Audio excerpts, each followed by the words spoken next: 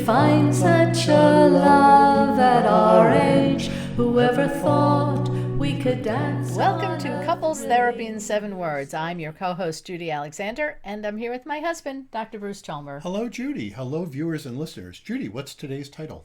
Intimacy is a lot more than sex. An interview with Keri Green. And we just finished that interview, and she was just wonderful. It was really fun to talk to her. Yeah. She's a sex therapist in San Diego, and check out, stay tuned and check out the interview. And I hope you'll enjoy it as much as we did. We had a great time.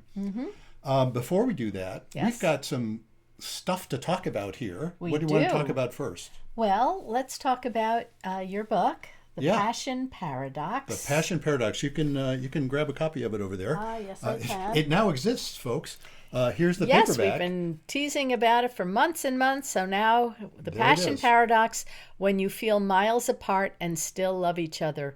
It is a workbook because you will be working as you go through it. You will be working, and if you're in that, if that subtitle appeals to you, and that's a painful place to be, this book is designed to help you turn that around, figure out what to do. And I also want to mention, it's not too soon to mention, I am working on a video series based on that book. And that will become available when it's done, which is probably a month or two from when we're recording this in December, sort of mid-December of 2025. It'll probably be available early in 2026. And it's going to be a darn good video series. I've already made a few of the videos. Yep. You've seen some of them. And it's a really good way of leading you through. One of the ways I think I'm going to be promoting that when I get to it is worth many sessions of therapy to do that video. It's a video series. It's a bunch of videos, several hours of video, and it will, in bite-sized pieces, it will lead you through a bunch of stuff and help you figure out, okay, what direction you want to go. And that's going to be enormously helpful if you do then move on to couples therapy or individual therapy. So watch for that, folks.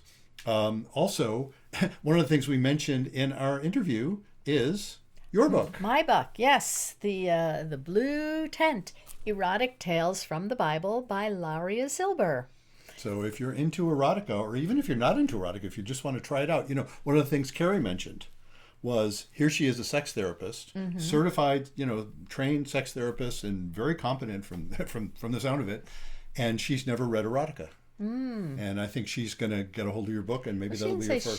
She said her book never read erotic. Did she No, say she said she herself has not okay. read it. I think I remember that. Anyway, check it out, folks. Well, you can see. Now we'll have to go back and We'll have to go back and watch. Yes, indeed. As all of you will momentarily. Yes, so let's go to the interview. Will too. And before we do that, I have to remember, we're going to put in a word first for our affiliate, and then after that, we'll get on with the interview. Judy, let's tell the folks about a really exciting development. We have a new affiliate. Yes, our new affiliate. And our affiliate is Osuga, and they are makers of fine products to enhance your intimate life. We are deliberately circumlocuting a little bit so that we don't get pitched off various social media sites for saying, what that's about. But you can do your own, what you're imagining is accurate. We can say toys for adults, yes? They are. Well, we'll find out if we can. Won't we? So anyway, the way you avail yourself of these products is you go to our link, our website, ctin7.com, ctin7, that's couples therapy in 7 words, right? So ctin7, that's the number 7.com. I want to make sure you get all that, folks, because that's how you'll get there. If you get to our website, you'll see there's an affiliate link there for Osuga. And if you do that, what do you suppose people get? They get fine, wonderful products that will enhance their intimate life. Well, they do, and moreover, they get 15% off. Right. They get 15% off. Yes, they get an incredible discount. You're also helping us out when you do that. If you're familiar with how affiliate links work, of course, that's partly supporting us as well. But you get a great discount and for wonderful products. And Judy, do you want to say anything about the products? Well, I will say that I have enjoyed testing all the products. Let's just leave it at that. And leave it at that. Yes. And we wouldn't, as you've pointed this out, we wouldn't endorse products that we didn't believe in. That's right, that we ourselves would not use. Exactly. So enjoy that. And now back to our show. Now, on with the interview. Our guest today is Keri Green. Keri is a licensed marriage and family therapist and ASEX certified sex therapist. Keri brings over 20 years of experience working with adults and couples in a variety of ways, most currently through sex therapy. She is also a single mom, dating in her 40s. This has helped her bring both personal and professional experiences to shed light on the importance of communication, openness, and vulnerability in our relationships when it comes to sex and intimacy. Keri, welcome to the Couples Therapy in 7 Words. Thank you. Good morning. Thank you for having me. Well, thanks for doing this. We always like to start out by asking our guests, how did you get into the work you do? Tell us something about your own journey. Yeah, so I always knew I wanted to be a therapist. The sex part came later. I remember even back in elementary school within my friend group, I've always valued friendships, even 46 years later, I still feel the same way. And I was kind of the friend in the friend group that everybody felt comfortable going to. They knew they could trust what they shared with me. I wasn't going to go, shame them or embarrass them or go tell their information. And I just really liked that feeling of helping people and learned one day what a therapist was and decided that's what I'm going to do. So 25 years, later in the profession, as a licensed marriage and family therapist, as you said, I've worked with hundreds, if not thousands. I kind of wish I kept track of children and couples and families and adults. And in the last 5 years or so, when I decided to really focus on private practice, I really have enjoyed the time I've spent with adults and couples around their relationships, sex, intimacy, desire. And I decided I want the rest of my career to be as a sex therapist. So I learned about ASECT. I went and got that certification, similar to another license. And here I am. And this is what I do. Strictly telehealth. I sit in front of Uh-huh. my computer all day and I'm in California, but it allows me to, meet with anyone, anywhere. I'm licensed in multiple states and I love it. hmm It's interesting. I switched over to telehealth at the time of the pandemic. That's as many of us did. Yeah, And here we yeah. are on Zoom having this conversation. It's amazing. Did you were you thinking of the TV program Sex Therapy at the same time? Yes, It's when this is sex Sex education. Sex education. Education. Sex Education. That's the one. Oh, And I you have a did? Actually, teenage son in high school, but he has not gone into the men restrooms and done therapy yet. Hopefully he won't do that. But yes, I was very, thinking of it actually not so much in terms of your kids, but I was thinking of it in terms of you're saying that even as a kid you knew you Right wanted to there. be a therapist. When you yeah. were the one in high school. So you were that, you were Otis. Yeah, yeah, I guess that's true. I was doing the correlation because when I saw it, I need to go back and see it again. It's one of those shows that I watched long ago enough that it'll feel new to me again if I go back and see it again. But I used to remember the teenage son. But yes, I am very grateful, one, to be in the profession I am in, and also that I knew from a young age what I wanted to do, and I'm still Mm-hmm. interested in it so many years later. Oh, good. Yeah. So one of the things I noticed in your materials is you talk about a sexual timeline, and I thought that was really an interesting concept. What tell us about that? Yeah, I think I remember first hearing about the sexual timeline in one of my supervision sessions or one of the classes I took for my sex therapy certification. Just like we've been asked, maybe in school, to do a timeline either on a famous person, what were those key events in their life, or in our own lives, what are those key events in our lives in general? Well, a sexual timeline is the same thing. And when I've asked clients to do a sexual timeline, obviously it's up to them what they choose as key points. Some it is when they had their first sexual experience, however they define that. Some is when they learned about sex and what was sex, who did they learn it from. Some will include some traumatic events that have happened. And so, excuse me, it's an opportunity to have them go back over the years and kind of look at their sexual journey. And anytime I've given this as homework, every client and couple is surprised what was more meaningful to them than they thought it was, because it shows up Mm, on the Oh. timeline that they hadn't hmm really given thought to. And it might be the first time they saw another person naked. It may be their first sexual experience was actually not consensual when maybe they thought in the moment hmm it was. hmm So it's an exercise that brings up a lot of other things. That's really interesting. The book that I just released recently, The Passion Paradox, one of the things I talk about is that a lot of couples, and I was speaking not just about sex, but much intimacy, much more generally, a lot of Mm. couples will have some kind of iconic stories about when things seem to turn.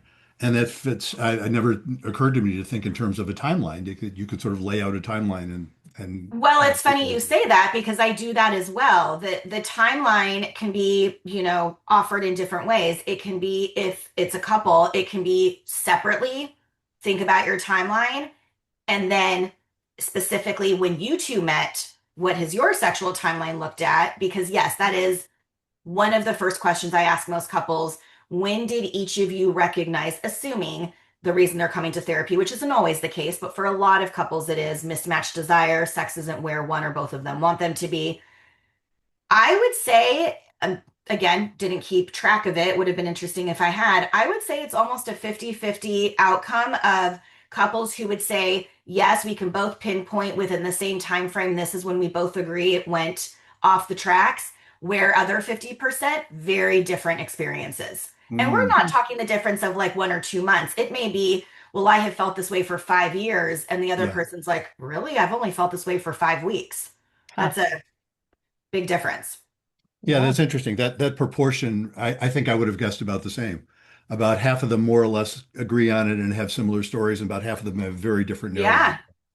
So, how do you deal with clients when they come to you and they're no longer feeling a sexual attraction to their partner and it's news to the other one? Um, uh, I, well, go ahead, talk. Yeah, where do you even start? So again, there's so many questions that will help guide where that conversation's going to go. I would be lying if I said, as a therapist, even before specializing in sex therapy, that I am not sitting in a room or across, a computer screen from a couple. Excuse me, my gosh.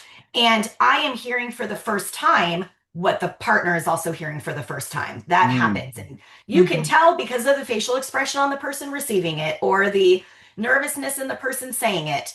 Typically, though, if a couple is coming to sex therapy, they are both already aware that there is a concern, that there is an issue. It's not completely, out of left field that one is like, wait, what? We're in sex therapy because you're unhappy.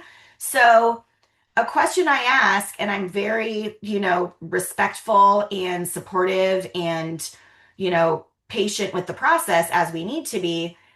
I want to know, is that person who has lost desire wanting it back? mm. How long have they felt that way? You know, I don't know if I've ever asked this question in front of the partner, but I've certainly asked it when clients have come to see me individually.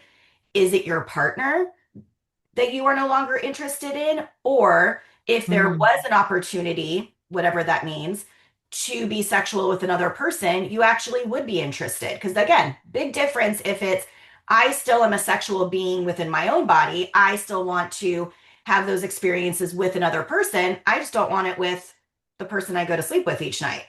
So Hmm. in a couple, I'm going to be very, you know, again, gentle and sensitive around saying that, but it's really starting with, when did you lose the desire? When it was going well, what was going on? What's going on in your life that has nothing to do with sex? How is your Uh-huh. communication? How is your parenting? Where are you guys at with your financial stress? When's the last time you went on a date? Those Yeah, kinds of questions all help figure out like where did all of this even start, and where it started is going to help us figure out where to go. that's interesting. That question about are you still sexual? Do you still have, you're still interested in the sex, but maybe not with that person? Yeah. That's where you will often find, I'm sure this comes up for you, perhaps it does. There's mismatched sexual orientation. Somebody saying, "Oh, I figured out I'm gay and I'm with someone of the opposite sex and it ain't gonna work." And that is, we bumped into that at various times. One Hmm. of the most, I mean, it's certainly not the norm, but it did happen in a couple I worked with years ago, and she was struggling with her sexuality for years and years and kept it from her husband because they were best friends. They had met in college, they'd been together for 20 plus years, they had three beautiful children, they were raising amazingly. Great couple, good friends. She felt horrible that this was a thing and she was trying to deny it, push it away. And then finally she's like, I can't do that anymore. This is who I am.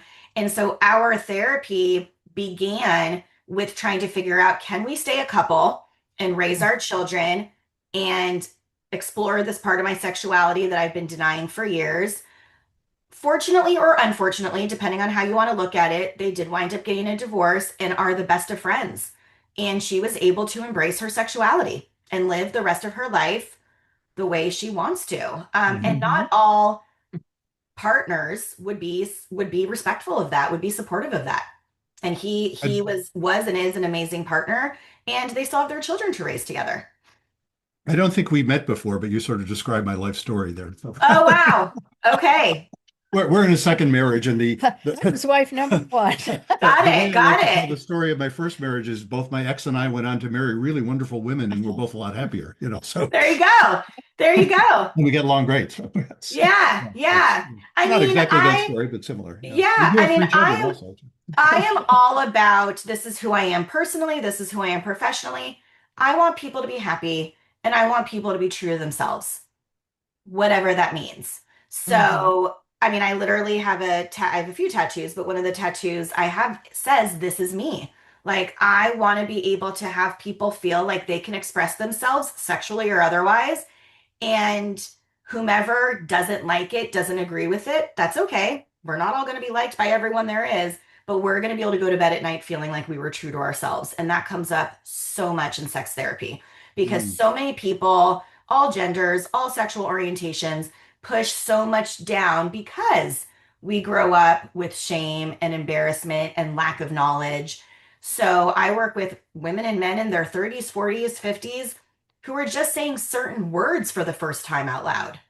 You Yeah, know, I've it's encountered that as well. Yeah. it's Mhm. amazing. It's amazing to be a part of it, and it's amazing to know that they're taking their sexuality back or expressing it for the first time Yeah. later in life, which is wonderful. So one of the things that comes up, and I think you had mentioned this, actually, I think in some of your materials too, how do you initiate a conversation if, very often what happens is somebody's afraid to say something like, gee, I'm thinking I want to try fill in the blanks with whatever Exactly. kinky or non-kinky thing you're thinking of. And they're worried their partner's going to think them weird or reject them or be disgusted or whatever. How do you initiate a conversation like that? So I always say the moment we open up our mouths and say anything, and I guess you can add anytime you put something out on social media, texting, anytime something is out there, we can't take it back. Mm, So we need to be aware of what we're saying and also the way we're saying it. There is a big difference under the sex umbrella. There is a big difference between saying, I enjoy watching porn about blank. I have fantasized about blank.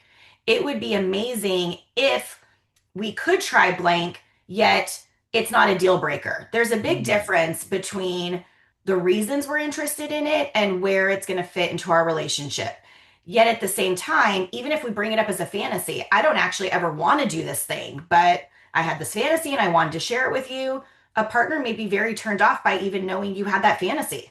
mhm. Mm. So I'm sure you know Emily Nagoski and Come As You Are and Come Together Yeah, and all the sure. different books she's written, but I love her saying, don't yuck someone else's yum.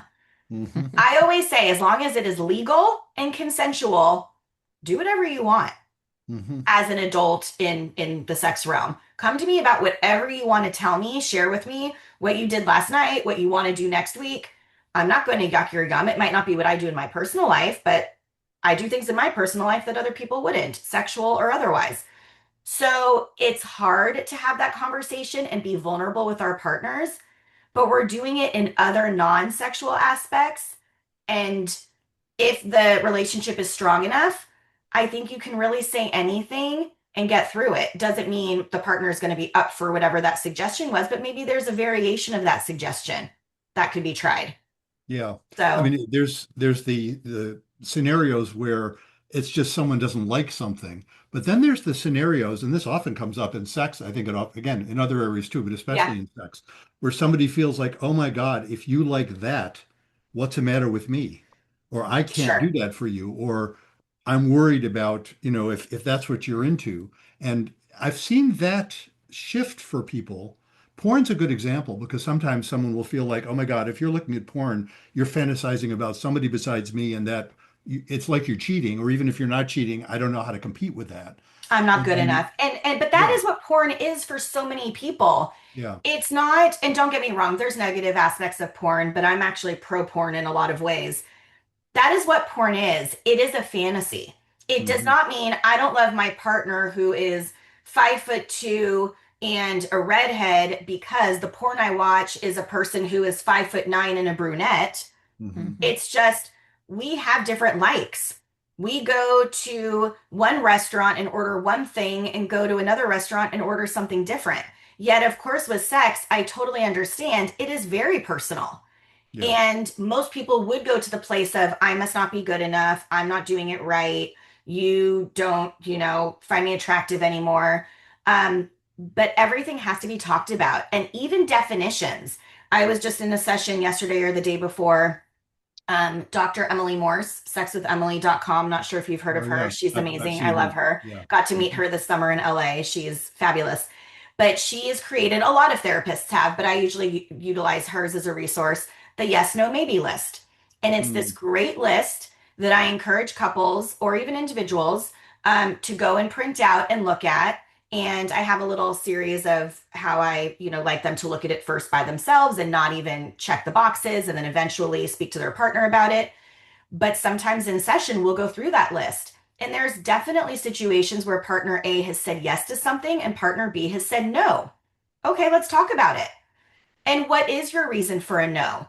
Because if your reason for a no is thinking this thing means a certain thing that your partner was not thinking it meant that, let's talk about it because we don't want to lose out on a missed opportunity to try handcuffs. Maybe one person Yeah. is thinking, you're going to put handcuffs on me and leave me for 2 hours. The other one's thinking, I want to buy the fuzzy, comfy kind and whatever. Like there could be a very different understanding of what that even means. But unless Yeah. we ask and talk about it, we don't know. Right. And that, in a sense, you're describing kind of what therapy is in general. It's a place where you Absolutely. can talk about stuff and not freak out.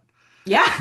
And the Oh, therapist we're not talking job about number one sex. for the therapist, and we're talking about sex and Right. anything else. Job number one of the therapist is to be the one nervous system in the room that isn't freaking out. Yeah. Yeah.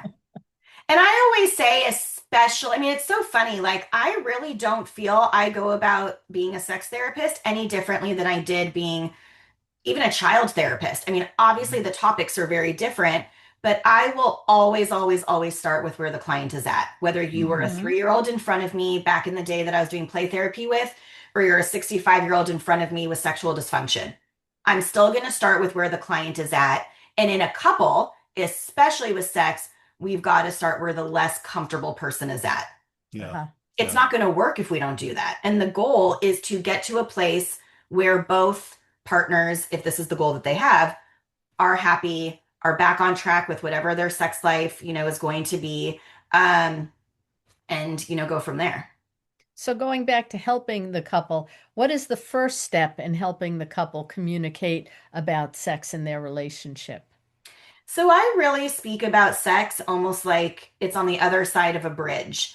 And what does this bridge look like? This bridge may be longer for one person, more difficult to cross for another.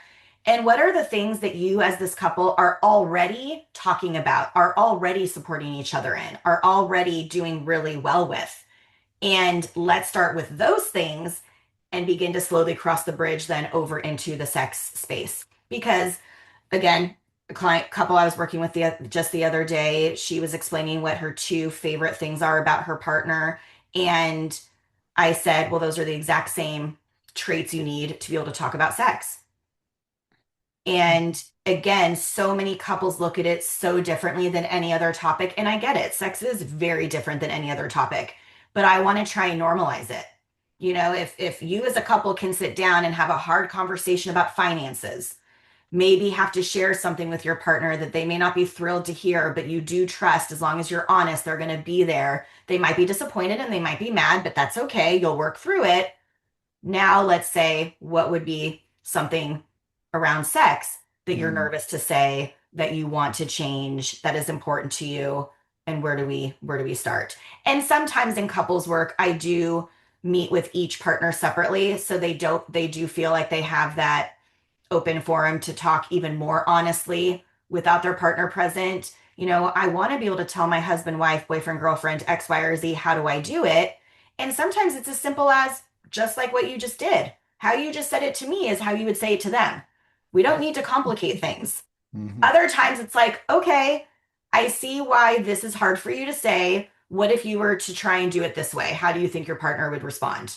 Mm-hmm. And then we kind of role play, talk it through. And then in the next couple session, that topic, is brought up with me as a third party to help navigate, be on both sides and support both people. So, I mean, and that's just like what a lot of regular couples therapy is as well. Oh, yeah. Sure. So how should people get in touch with you? And, you mentioned that you're licensed in a number of different states, and how can they find more about you and what you do? Yeah, so the best way to get a hold of me is my website, kerigreenlmft.com. Talks about the different things that I do in therapy, has links to social media, whatnot. So that's the best one-stop shop. Great. Anything else we should ask you about? Anything you want to. I mean, Well, I mentioned sky's the limit. before we got on the air that I'm not a therapist. Yeah, But in my retirement as an educator, I started writing erotica, love it. It's Jewish erotica, actually. Jewish Even biblical better. erotica. I'm Jewish. Love it. So it's all based on the Bible. It's called the Blue Tent Erotic Yes, I'm Tales writing from this the down. Bible. Yeah, check it out. It's under Judy's pseudonym, which is Laria Zilber, Zylber, ZYL. Say it one more time, please. Zylber. That's the last name. First name Laria, Laria. If you go to lariazilber.com, you can find that information there. I love that. I'm in a book club and we have not read erotica per se, but I was saying, like, as a sexual being, as a sex therapist, I have yet to ever read an erotica book. So I'm really There excited. you go. This is a good Hanukkah's one. in 2 nights. I'm going to be ordering this, and here's one of my presents. I love it. Why Well, not? that was in doing the podcast and speaking with therapists and a lot of sex therapists over the years. One of the things that has come up is, erotic play. Um, and just even like people talk about watching porn, but not everybody has talked about reading erotic literature. Absolutely. So I thought that I would fill that niche. And Yes. Judy has been, teaching kids. I mean, she used to be the principal of our religious school at our synagogue, and she's Okay. been training kids for bar and bat mitzvah for decades. And so, combined your love of Torah and your love of erotica, and there you go. I love it. And similar-ish story through college. I was very involved in Hillel and I taught at the local synagogue. So it's a lot of similarities between the sex stuff, the Judaism, all of it. So yeah, I mean, at the end of the day, again, I just want people to feel comfortable in their bodies. And Mhm. what again, whatever that means, Yeah. expressing themselves. I always say in a couple, it's not just a two-person, it is a two-person relationship, but there's actually three relationships. There's the relationship person one has with themselves, person two has with themselves, and they have together. And Mhm. I'm not saying that every person out there needs to have a sexual relationship with themselves necessarily. And again, even defining what that means is different for everybody. Mhm. But the more comfortable we are with our body and the more comfortable we are expressing in general our needs and wants, I believe it's only going to make that sexual experience with whomever your partner or partners are even better, even more enjoyable. How do you get somebody to be comfortable with somebody who's not comfortable with their bodies? How do you get them to be comfortable with their So bodies? again, it's learning the reasons they're not comfortable with their bodies and finding out what are they comfortable with. I always say more so this comes up with women than men, but I always say to them, where's the one place where you spend time by yourself with your naked body every day? And most people know right away the answer is taking a shower. And I ask them, of course, always preface it with whatever you're comfortable sharing with me. What is taking a shower like for you?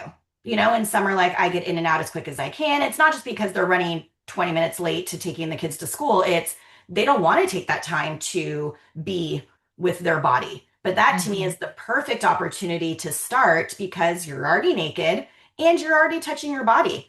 And I always Mm-hmm. say to them, that does not even have to be considered a sexual experience. You can call it one if you want to. But even next time you go to lather the shampoo in your hair, take a little bit longer. How does it feel massaging your scalp? Smell the scent of the vanilla shampoo. Mm. If you are then putting, the body wash on your body, what body part do you want to maybe practice spending even 2 seconds longer on? And what body part might that be that you're a little uncomfortable with? Start there, just a Yeah. little Mm-hmm. bit. Yeah. It's exposure therapy. It's no And different it's, than I was any going to other say, type. you're talking about, recovery from trauma Yeah. often involves a very similar kind of exposure technique. Yeah. And Yeah. again, start small. I mean, if someone says to me, well, I've never masturbated before, I'd like to buy a toy and try that. Great. What's it going to take to get there?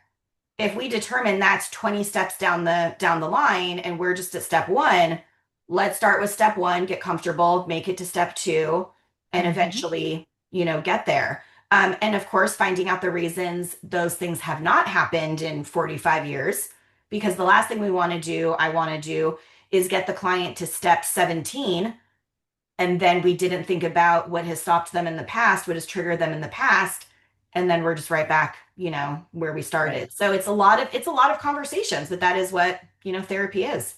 Yeah. True. Well, thank you so much for doing Thank you. this. Of course. Such a pleasure to meet both of you. Thank you. Welcome back. We hope you enjoyed that interview with Keri. I know we did, and certainly always learn from our guests. Absolutely. So, buy our books and watch for my video series that's going to be coming out not too long from now. And I guess that's what we need to say, right? Well, then the other thing we need to say is if you have any questions that you would like us to talk about on the air, or if you have any suggestions for guests, or if you yourself would like to be a guest on our podcast, you can go to our website, CTIN7.